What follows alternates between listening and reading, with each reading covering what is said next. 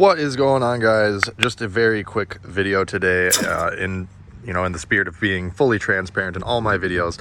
So these are the YitaMotor side steps that I put on my 2019 Ram 1500. I put them on February 20th roughly, and right now it's May 20th.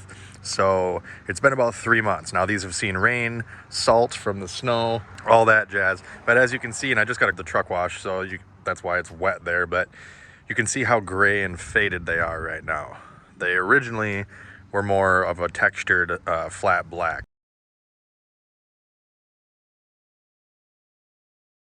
So they faded very, very quickly from the UV and all the elements. Now granted, these steps are only, I think they're under 200 bucks brand new. So, but I just wanted, it's not the biggest deal in the world, but it does kind of look a little tacky on the, nice clean truck.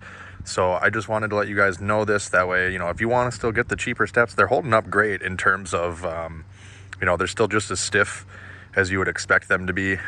They're holding up fine, minus the paint. So just know that if you want to buy a cheaper step like this, you're probably going to want to get it powder coated, or at least plan on having to take these back down and rattle can them and clear coat them or something, because they are going to fade quickly like this.